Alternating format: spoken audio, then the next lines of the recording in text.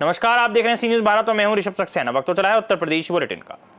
बरेली के फतेहगंज पश्चिम क्षेत्र में 2013 की गैर इरादतन हत्या के मामले में 3 दोषियों को 10-10 साल कैद और जुर्माना सजा सुनाई गई है। क्या कुछ पूरा मामला है, देखिए इस खास रिपोर्ट में।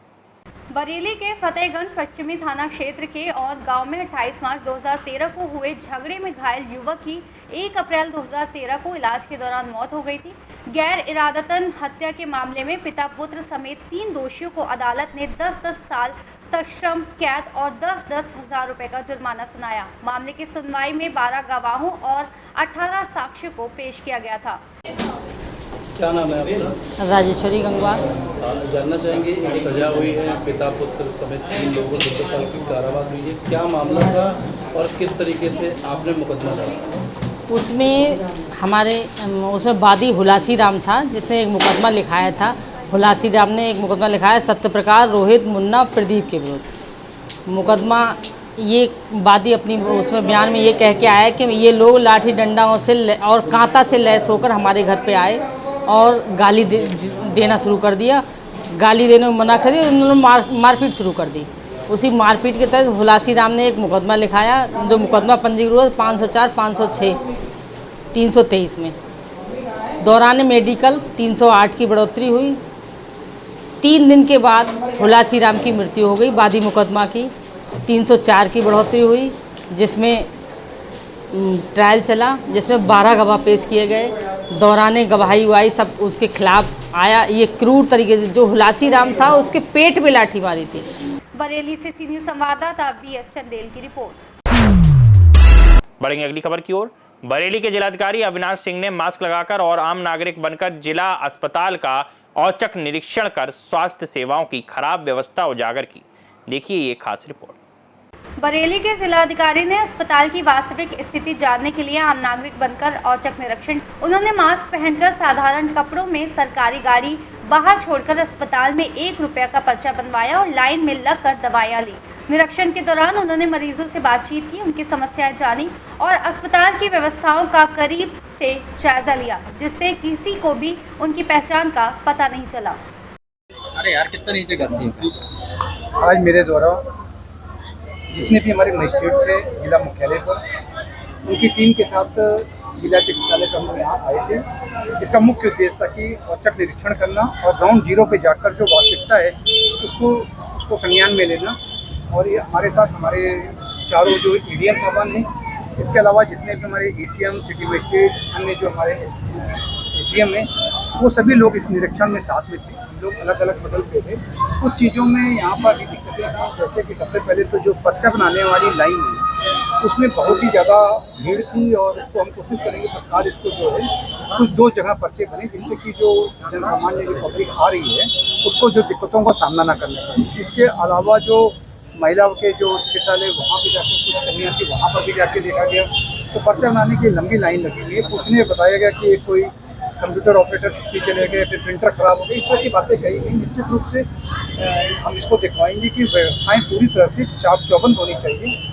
मौके पे सभी ज़्यादातर डॉक्टर्स मौजूद थे और वो अपने अपने जो उनका रूम था वहाँ पे बैठ के पेशेंट को देख रहे थे। एक चीज़ मैं ज़रूर चाहूँगा कि दिन के हिसाब से डॉक्टरों के भी आगे जो है उनका एक लग जाए कि कौन डॉक्टर साहब किस दिन बैठेंगे। जैसे भी 3 नाम लिखे हुए हैं और 1 डॉक्टर बैठे हुए हैं, 2 नहीं हैं, तो बताया गया कि वो उनका और कोई दिन है, उस दिन को भी हम निश्चित कराएंगे।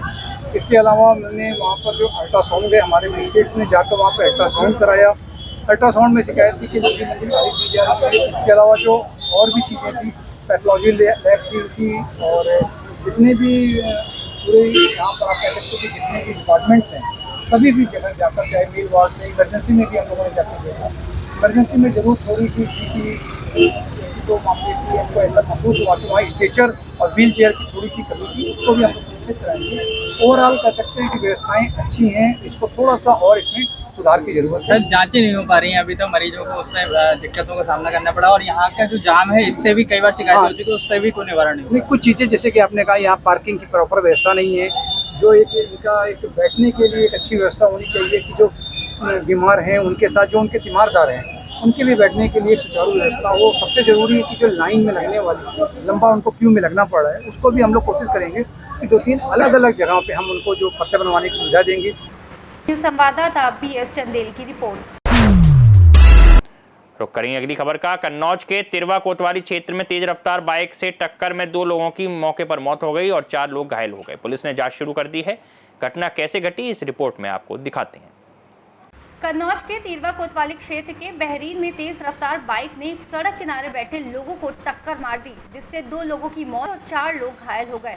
गंभीर रूप से घायल दोनों को मेडिकल कॉलेज में भर्ती कराया गया था, जहां 2 की उपचार के दौरान मौत हो गई। घटना के बाद परिजनों में हड़कंप मच गया और पुलिस जांच पड़ताल में जुट गई है। कन्नौज से सीनियर संवाददाता महेश गौर, पप्पू की रिपोर्ट। बढ़ते अगली खबर की ओर। कन्नौज में जिला अध्यक्ष ने अखिलेश यादव से पहले ही छिबरामऊ विधानसभा प्रत्याशी घोषित कर गुटबाजी को उजागर किया है, जिससे कार्यकर्ताओं में नाराजगी फैल गई है। आखिर क्या कुछ पूरा माजरा है, देखिए इस खास रिपोर्ट में।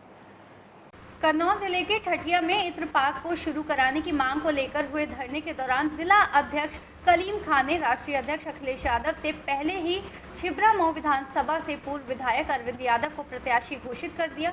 उन्होंने किसी अन्य दावेदार की दावेदारी को भी खारिज कर दिया, जिससे गुटबाजी खुलकर सामने आ गई। इस बयान से छिबरामऊ के कार्यकर्ता और नेता नाराज हो गए और इसे जिला अध्यक्ष का निजी बयान बताया।